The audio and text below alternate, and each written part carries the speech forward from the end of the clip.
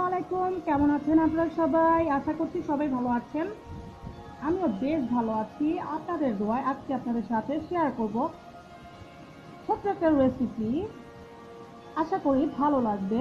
ভালো লাগলে like comment share করতে ভুলবেন না। পুরোনো কথা নতুন করে আবারও বলে নেই একবার, এখনো যারা আমার চ্যানেলটিকে সাবস্ক্রাইব করেনি অবশ্যই সাবস্ক্রাইব করে দিয়ে পাশে থাকবেন। আর যারা অলরেডি করে দিয়েছে তাদেরকে জানাই অনেক অনেক ধন্যবাদ। চলুন দেখে নেই দই চিকেন তৈরি করতে কি কি উপকরণ লাগছে। আমার চিকেনটাকে আমি এইভাবে পিস করে নিয়েছি, ভালো করে পরিষ্কার করে নিয়েছি। এখানে আছে টক দই, পেঁয়াজ বাটা, টমেটো সস, এখানে আছে পরিমাণ মতো জিরে বাটা, আদা রসুন বাটা, আর হচ্ছে কাঁচামরিচ বাটা, আর এখানে আছে 7টা এলাচ, 2টা দারচিনি, আর গোটা জিরে, একটা তেজপাতা, আর হচ্ছে এখানে রয়েছে কয়েকটা গোলমরিচ। ফোড়ন দেওয়ার সময় আমার এই যে এগুলো লাগবে। আর এখানে আছে কয়েকটা কাঁচামরিচ। ম্যারিনেট করার জন্য আমি একটা বোল নিয়ে নিলাম। এখন আমি চিকেনগুলোকে সবগুলো ঢেলে নিব। একে একে আমি সব উপকরণগুলো মিক্স করব। এখানে টক দই দিয়ে দিলাম, সবটুকু আমি পরিমাণ মতো নিয়েছি। দিয়ে দিলাম পেঁয়াজ বাটা, দিয়ে দিলাম টমেটো সস,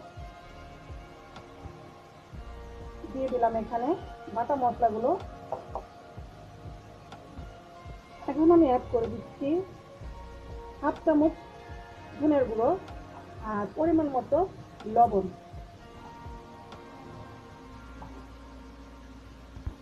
এখন আমি দিয়ে দিব 1 টেবিল চামচ পরিমাণ ঘি।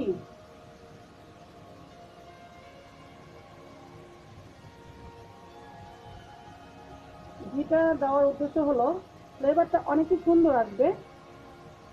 তো এখন আমি এটাকে হাত দিয়ে মেখে নিব ভালো করে।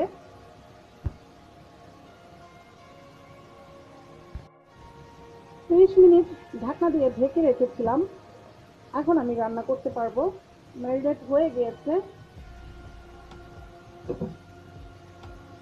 এখন চুলাতে একটা প্যান দিয়ে দিলাম, এতে পরিমাণ মতো তেল দিয়ে দিব।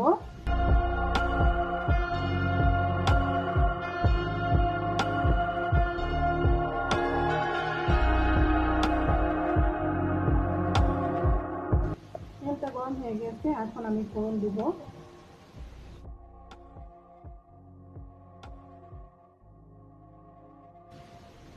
এখন আমি চিকেনগুলো এখানে দিয়ে দিব।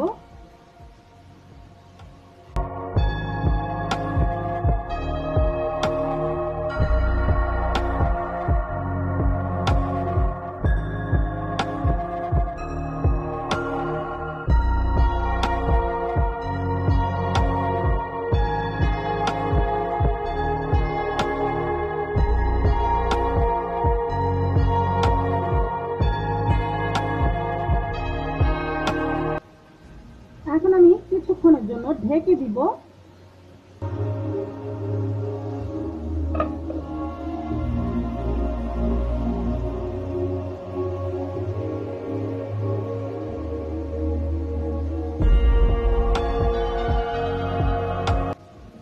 এখন আমি ঢাকনাটা খুলে দেখব।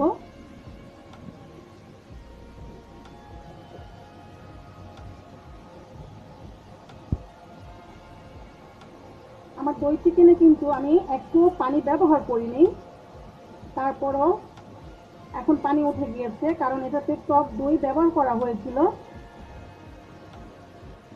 এখন আমি এই মৃদু আঁচে আমি রান্নাটা করে ফেলবো। এখন আবার ঢাকনা দিয়ে ঢেকে দিব।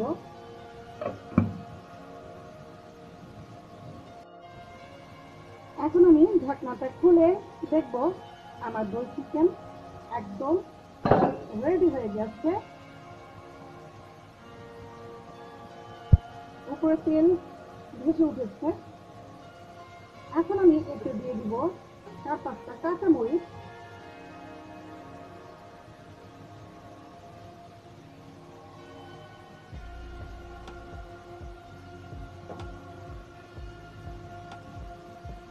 এটা আমার হয়ে গেল দই চিকেন।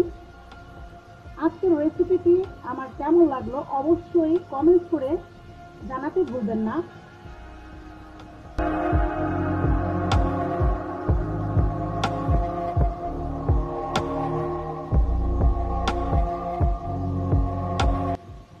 তো আজকের মতো বিদায় নিচ্ছি। সবাই ভালো থাকবেন, সুস্থ থাকবেন।